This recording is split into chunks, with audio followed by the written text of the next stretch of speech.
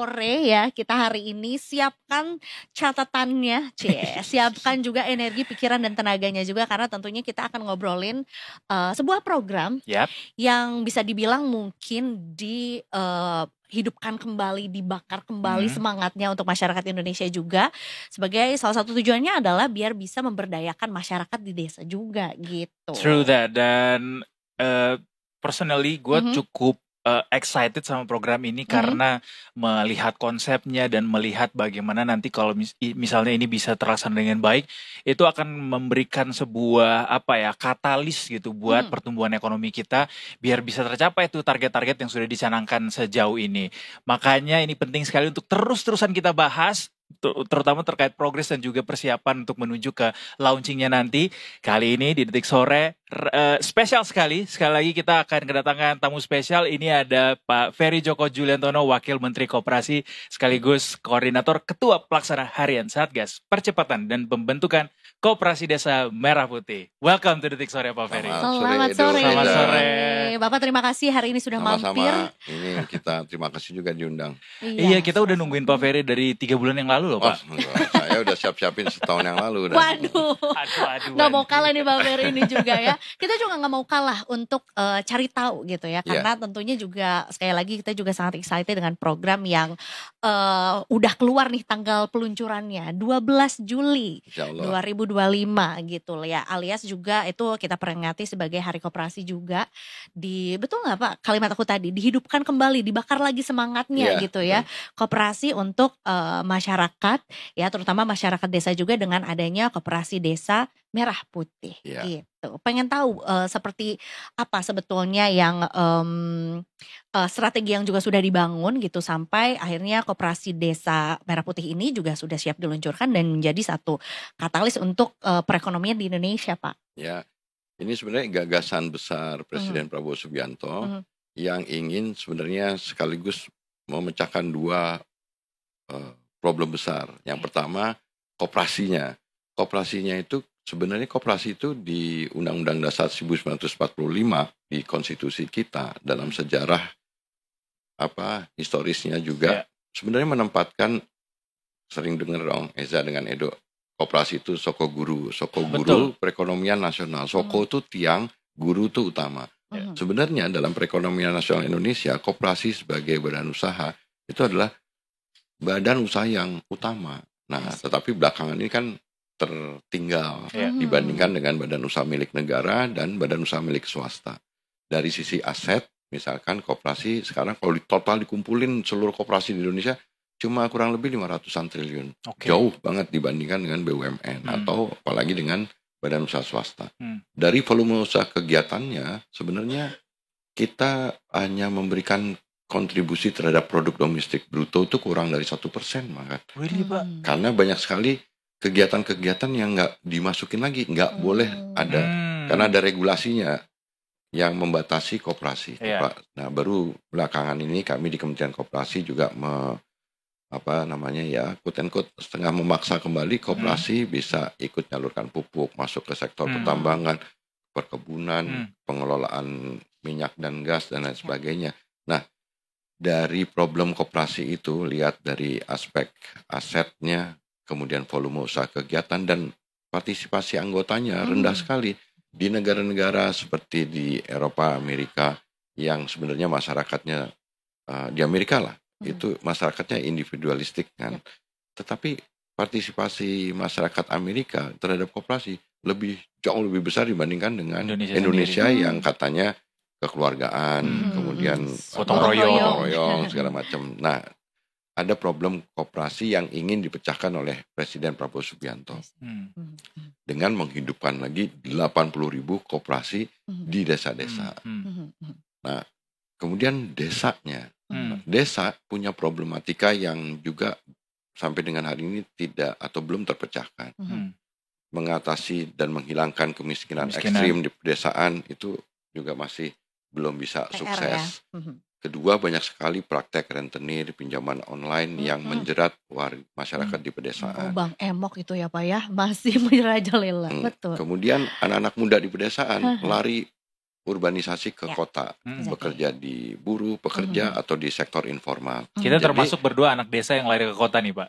Oh gitu ya. Soalnya dua-duanya sama-sama utusan daerah. Potongannya tapi kota banget ini. Masa sih? Nah di desa itu akhirnya anak-anak muda yang usianya produktif makin berkurang. Iya betul. Nah, kalau tidak segera diatasi, itu nanti akan memperkecil lagi jumlah anak muda usia produktif yang tinggal di desa.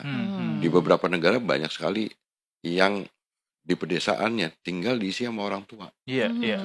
Nah, jadi ada dua masalah besar, satu tentang koperasinya, dua tentang desa, kemiskinan di pedesaan. Nah, ini langsung dipecahkan dengan pembentukan koperasi desa dan kelurahan merah putih se-Indonesia. Hampir sebagian besar Indonesia. Kalau jumlah desanya total 83 ribuan, tapi ini 80 ribu sudah bisa dianggap hampir seluruh desa. Jadi paling nggak nanti satu desa satu koperasi atau koperasi kelurahan. kelurahan. Nah, jadi diharapkan dengan pembentukan koperasi desa kelurahan ini yang kegiatannya satu, pasti kan ada kantor koperasinya. Dua, ada kegiatan simpan pinjamnya. Yang ketiga, ada apotik desa.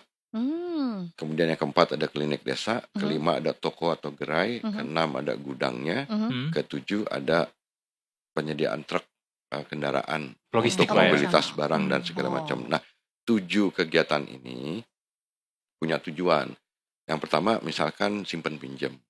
Kenapa koperasi desa itu harus ada simpan pinjamnya? Karena memang simpan pinjam ini tadi untuk bisa mengatasi praktek rentenir, jeratan pinjaman online, nggak bisa cukup hanya lewat fatwa majelis ulama, hanya kita woro-woro aja woro-woro gitu ya. nggak bisa. Dia harus dihadirkan dengan memberikan alternatif bagi masyarakat desa supaya mereka punya pilihan. Kalau sekarang kan nggak, mereka kasihan juga, mereka butuh uang segala macam, tapi yang ada di depan mereka itu hanya rentenir atau bank emok atau bank titil di Jawa Tengah. Nggak banyak opsi ya jadinya buat mereka. Pinjol nggak punya opsi, nggak punya sama sekali nggak punya opsi malah. Bahkan sama sekali nggak ada opsi. Bank-bank atau Baitul Mal Watanwil atau unit-unit koperasi simpan pinjam, tapi itu kan tidak terbatas ya Pak. Terbatas gitu. Nah ini kita mau menghadirkan lagi negara untuk mengatasi masalah itu. Yang berikutnya soal apotek. Kita harus bisa nyediain obat-obatan yang generik lah minimal ke masyarakat desa supaya mereka bisa beli obat dengan harga yang relatif terjangkau. Yang ketiga klinik. Klinik ini penting karena ada tanggung jawab negara untuk memberi pelayanan kesehatan kepada masyarakat. Upaya pemberian pelayanan kesehatan masyarakat dalam bentuk pencegahan itu kan hanya ada di puskesmas. Puskesmas itu adanya kecamatan, tidak di desa, tidak di kelurahan gitu. Nah, dengan keberadaan klinik desa sebagai unit kegiatan koperasi desa ini nanti akan ikut menunjang keberadaan puskesmas yang ada. Tapi ibu-ibu, kemudian lansia, ibu-ibu yang hamil, kemudian balita segala macam itu bisa dicegah tindakan pelayanan kesehatan masyarakat yang sifatnya preventif untuk menghindari mereka punya penyakit dan lain sebagainya. Itu klinik kerjasamanya sama siapa Pak untuk Nanti bisa Kementerian Kesehatan. Oke. Nah, keempat toko gerai itu untuk menyediakan kebutuhan sehari-hari, kebutuhan bahan pokok dan lain sebagainya, bisa mensuplai warung-warung dan toko-toko yang ada di desa-desa gitu. Kemudian gudang ini nanti akan menjadi tempat untuk menjadi agen penyalur pupuk, benih, obat-obatan untuk sarana tanaman pangan dan hortikultura, yang kemudian berikutnya bisa jadi agen untuk gas LPG 3 kilo, kemudian BBM, Petramini, pokoknya barang-barang yang bersubsidi yang termasuk pupuk regulasi price gitu ya, itu kan sebenarnya harus distribusikan melalui lembaga publik seperti koperasi ini. Betul, biar bisa tetap menjaga harganya. Iya, kalau sekarang kan pupuk misalkan itu harganya udah ditetapkan, tapi petani karena rantai distribusinya kepanjangan, itu akhirnya mereka beli mahal dan kadang bukan hanya mahal, nggak ada barangnya, salah. Jadi pupuk bersubsidi nyelonongnya ke kebun-kebun sawit segala macam. Jadi ada salah sasaran, salah kurang tepat waktu, kurang tepat jumlah dan lain sebagainya.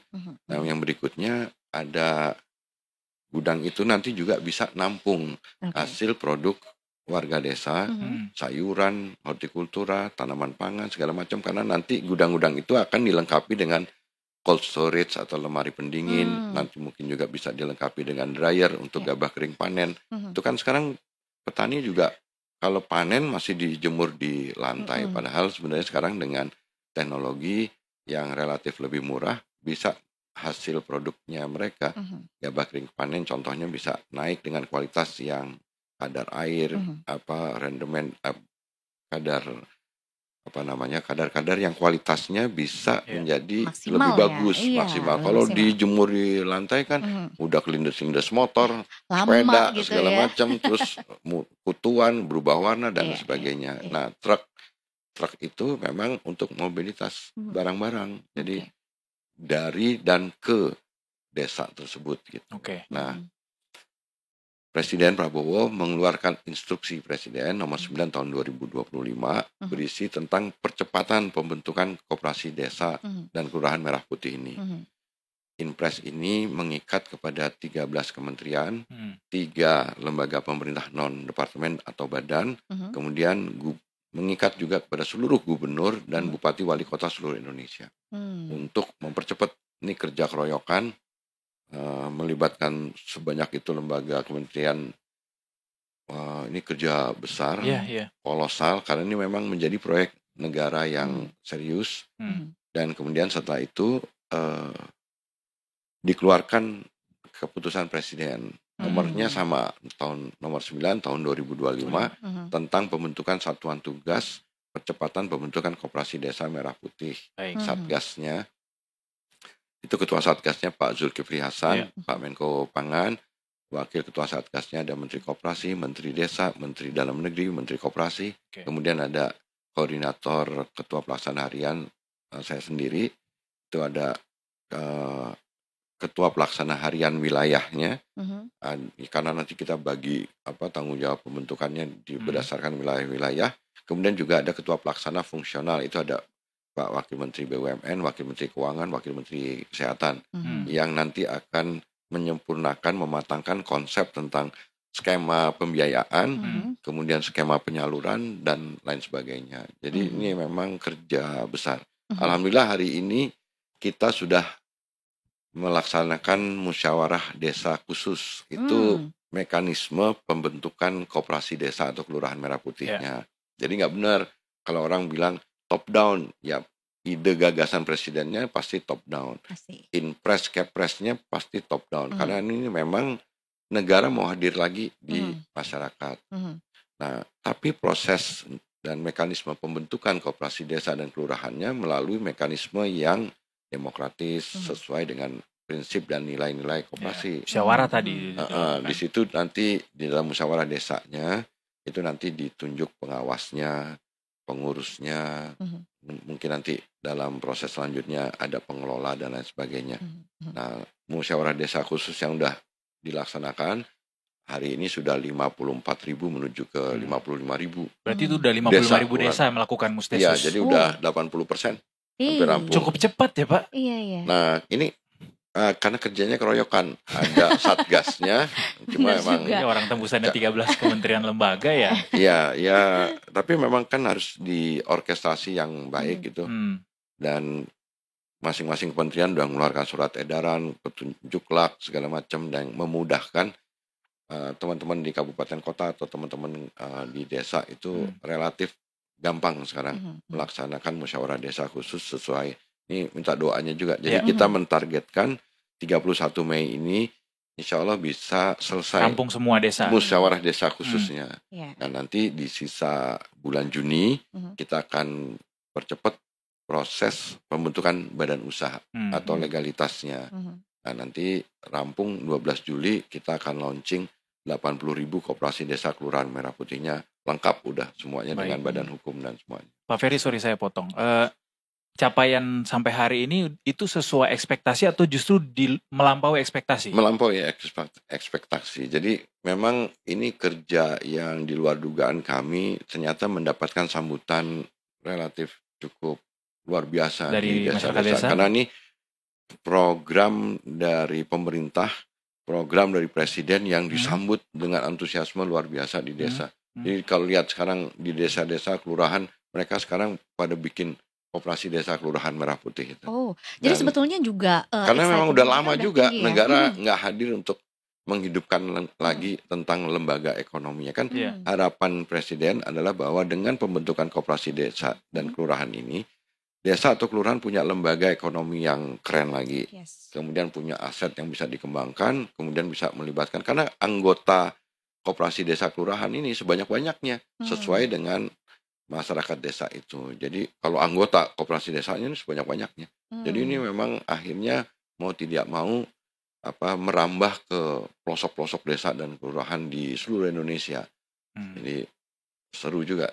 Iya. Jadi memang tidak perlu strategi khusus juga untuk meningkatkan partisipasi masyarakat karena memang mereka juga sudah menyambut baik ya Pak. Gagasan brilian, cerdas dari presiden. Sekaligus beliau ingin mempercepat proses pembentukan aset koperasinya, kemudian mempercepat proses volume usaha kegiatannya, kemudian partisipasi anggotanya, nyelesain masalah koperasinya. Tapi di sisi yang lain, presiden dengan sangat brilian dan cerdas menyelesaikan masalah kemiskinan di pedesaan. Nah, insya Allah nanti setelah Juli di launching pembentukan koperasi desa kelurahannya, Oktober mulai dioperasionalkan nih koperasi desa kelurahannya. Nah, ada waktu dari bulan Juli sampai dengan Oktober, ini kita persiapkan skema pembiayaannya, kemudian bagaimana bisnis proses penyaluran dan lain sebagainya. Artinya kegiatan bisnis itu sudah bisa dijalankan ketika Oktober nanti Oktober. Pak ya? Jadi ada waktu 3 bulan, termasuk juga di mana, pertanyaannya kan gitu. Di mana koperasi desa atau kelurahan ini melakukan aktivitasnya. Nah, jadi alamatnya udah ada di situ. Nah, kita juga langsung nih punya ide cerdas lagi. Apalagi nih? Mengoptimalkan aset-aset negara dari kementerian-kementerian, dari yang dimiliki oleh pemerintah provinsi, kabupaten, kota, dari aset-aset fisik yang relatif masih idle, bahkan terbengkalai. Contoh misalkan di Jawa banyak sekali SD Impres yang kosong ternyata. Ada gudang-gudang dari KUD yang bisa dimanfaatkan. Kemudian juga ada bangunan dari Kementerian Kesehatan, Puskesdes atau Puskesmas pembantu yang ada di desa-desa. Kemudian ada banyak lagi ternyata aset yang belum lagi yang pemerintah provinsi, kabupaten kota punya, atau bangunan-bangunan fisik yang ada di desa-desa, misalkan contoh balai desa. Itu juga bisa dipakai. Luas bangunannya ini ada syarat minimal Pak? Menurut saya ini juga bisa sekaligus memecahkan masalah. Ternyata banyak sekali aset-aset yang dimiliki oleh kementerian, negara, provinsi, kabupaten, kota, bahkan desa yang idle, yang tidak terpakai, mangkrak atau nggak kepake. Nah itu pakai aja. Jangan-jangan cuma modal ngecat, renovasi dikit-dikit, udah itu bisa dipakai jadi tempat untuk kegiatan koperasi desa kelurahan Merah Putih. Jadi negara kalaupun harus keluar biaya investasi nggak terlalu banyak lagi. Cuma gitu. Ini ya Pak yang buat notaris 2,5 juta itu juga dari APBD ya Pak? Dari APBD. Jadi memang ada surat edaran dari Kementerian Dalam Negeri, APBD kabupaten kota itu bisa menggunakan biaya tidak terduga untuk pembuatan akte notaris. Dan biaya akte notarisnya pun juga udah kita batasin 2,5 juta paling mahal gitu. Itu udah dibatasin ya? Iya udah. Gitu ya. Jadi itu juga udah mempertimbangkan notarisnya dan juga supaya tidak memberatkan dari desa. Iya. Dan juga bisa pakai dana desa juga. Bisa membangun itu. Dan 3% dari biaya operasional di dana desa. Tapi ya tergantung kan sebenarnya koperasi desa Kelurahan Merah Putih ini kan manfaatnya juga sebenarnya buat masyarakat desa. Jadi tergantung misalkan musyawarah desanya. Kalau misalkan ini dirasakan akan membawa manfaat terhadap desanya, saya rasa kalau kepala desanya bijaksana juga pasti mereka juga akan mau. Toh 2,5 juta kok setiap desa, kan nggak berat sebenarnya. Tapi apalagi misalkan ditanggung oleh dana dari APBD kabupaten kotanya masing-masing. Nah itu kan udah relatif nggak ngeluarin modal. Jadi apalagi nanti kalau Oktober mulai operasional, itu nanti sudah mulai dirasakan ini manfaatnya koperasi desa Kelurahan Merah Putihnya terhadap masyarakat, nanti jangan-jangan si kepala desanya juga dengan sangat ikhlas, udah pakai aja dana desanya buat ini deh, buat koperasi desa Kelurahan Merah Putihnya. Atau jangan-jangan dalam 3 tahun koperasi berjalan tiba-tiba udah IPO aja. udah ada koperasi yang bukan IPO. berdikari lagi ya, itu bisa di ini sama masyarakat. Tapi pasti biasanya dalam kegiatan usaha bisnis kan nanti kita setelah Oktober jalan 6 bulan kita evaluasi. Karena pasti akan ada banyak hal yang harus dievaluasi. Segala macam. Kita pun juga melakukannya juga akan dilakukan secara bertahap, yang nanti akan kita sesuaikan juga. Kita pada saat sekarang paralel dengan membentuk koperasi desa Merah Putih dan Kelurahan Merah Putih ini, kita sekarang sedang mempersiapkan rencana membangun 80 mock-up yang beda-beda nih, sesuai dengan model bisnis. Ada yang koperasi desanya berbasis pasar, ada koperasi desanya yang berbasis nelayan, dan lain sebagainya gitu. Ada juga yang macam-macam. Nanti 80 mock-up ini kita memang sengaja akan buat dengan model bisnis yang berbeda-beda supaya bisa jadi pelajaran juga menjelang 1-2 bulan ini selesai, dan supaya bisa dipakai sebagai referensi untuk bisa melaksanakan nanti direplikasi di seluruh koperasi desa kelurahan pada saat bulan Oktober ini gitu. Termasuk juga pasti setiap desa juga pasti punya treatmentnya juga berbeda-beda gitu pasti. Termasuk juga dengan perkembangannya juga pasti juga harus secara mikro gitu Tapi di luar memang kita punya fleksibilitas yang tinggi. Di luar 7 kegiatan yang diharapkan itu bisa menjadi kegiatan utama koperasi desa atau Kelurahan Merah Putih ini, itu juga kita membuka kesempatan bagi setiap koperasi desa itu untuk melakukan aktivitas di luar yang 7 tadi. Jadi misalkan di desa itu ada potensi desa peternakan, silakan koperasi desa itu melakukan bisnis atau kegiatan peternakan.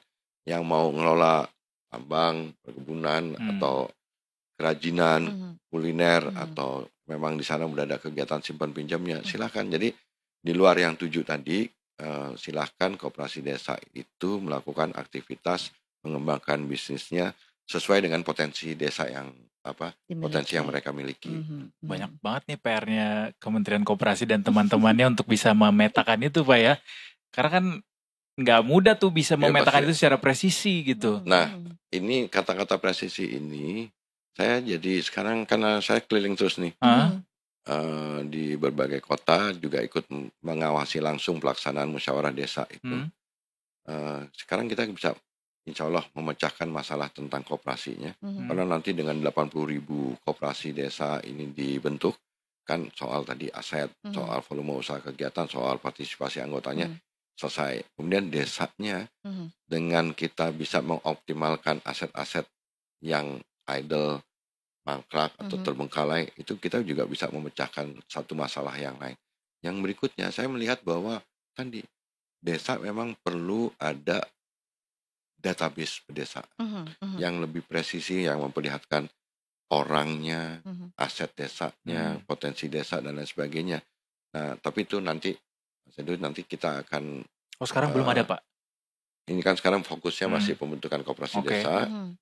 Kemudian battle keduanya itu adalah operasionalisasi Kopdesnya. Kemudian 6 bulan kita evaluasi. Nah, mungkin setelah itu kita akan lihat kita akan mulai jajaki kemungkinan kita akan bisa membuat database pedesaan secara lebih presisi. Ini penting banget karena dengan kita lakukan seperti itu, kita harapkan dalam 5 tahun periode kepemimpinan Pak Prabowo Subianto ini bersama Mas Gibran, kita bisa menyelesaikan masalah kemiskinan di pedesaan, baik yang ekstrim maupun yang kemiskinan yang absolut gitu. Nah, ini bisa selesai nih. Dan ini satu proyek negara, satu program negara yang sekaligus kalau bisa dikerjakan secara baik, ini insya Allah akan bisa menyelesaikan masalah besar Republik ini. Iya. Kan misalkan kayak kita menganggap bahwa sangat sulit ya mengatasi kemiskinan di pegunungan Papua. Tapi kalau dengan keberadaan koperasi desa ini, kita akan bisa menjangkau proses bagaimana kita mengatasi masalah-masalah di desa atau di daerah-daerah yang selama ini kita anggap kita nggak bisa tuh nyelesain masalah kemiskinan di situ. Pak Ferry, you make it all look easy ketika menjabarkan itu, kayak wah ini akan bisa berjalan dengan sangat indah nanti. Tapi kan juga saat ini isunya adalah kita mengembalikan koperasi ini menjadi sebuah kepercayaan di masyarakat, Pak ya. Gimana, apa yang bisa jadi garansi Pak untuk supaya pelaksanaan koperasi ini nanti akan bisa berjalan sesuai dengan rencana dan good corporate governance, Pak? Ya, kalau yang pertama kan pasti karena sebagai badan usaha, di internal koperasi sebagai badan usahanya ada anggota ikut ngawasi. Kemudian ada pengawasnya. Kemudian dari luar pun kita akan ngawasi, dari dinas-dinas, bukan hanya Kementerian Koperasi, tapi dinas-dinas yang ada di dalam Satgas itu juga akan ikut ngawasin. Kemudian kami di Kementerian Koperasi kemarin juga sudah menjajaki kerjasama dengan pihak Kejaksaan Agung. Kejaksaan Agung itu punya aplikasi Jaga Desa namanya.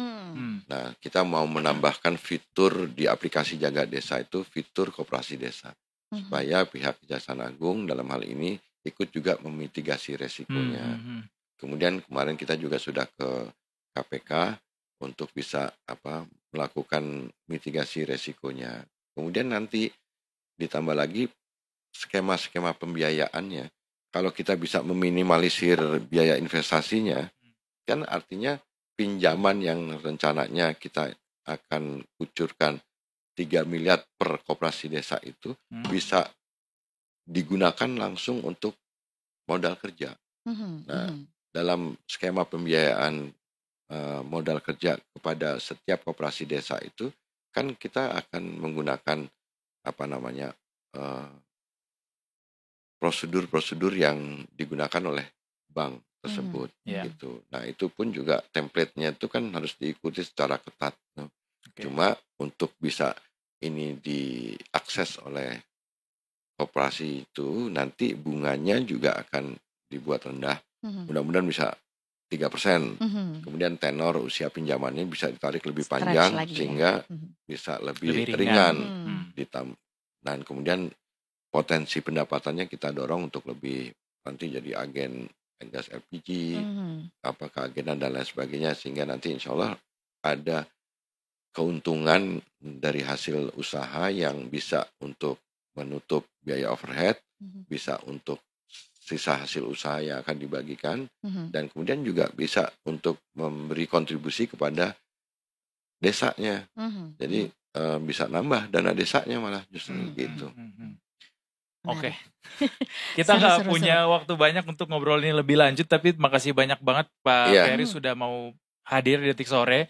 Mungkin next time harus datang lagi untuk cerita lebih banyak lagi Pak. Perkembangan update sekarang udah berapa musdesusnya segala macam. Minta doanya juga ini ke masyarakat semuanya supaya ide gagasan besar Presiden ini bisa terimplementasi dengan baik. Kemudian koperasi desanya ini bisa segera dioperasionalkan di bulan Oktober. Ini belum matang semuanya, tapi dengan pembentukan koperasi desa nanti operasionalnya kita kalau perlu nanti bicara lagi spesifik ke bagaimana mengoperasionalkan itu. Tuh, kalau gitu kita mengirimkan doa, energi, tenaga pikiran untuk Bapak dan juga rekan-rekan juga. Makasih loh, thank you banget nih. Ini soalnya kerja capek, kata Pak Zulhas, ini kerja capek guys. Jadi tapi kalau kerja capek ini nanti bisa sukses mengatasi kemiskinan, membesarkan lagi koperasi, saya rasa capeknya ini terobati. Worth it jadinya juga ya. Baiklah kalau begitu Detikers, ini sayang sekali obrolan serunya ini harus kita potong juga, tapi tentunya kita nantikan lagi update-nya juga ya Pak ya.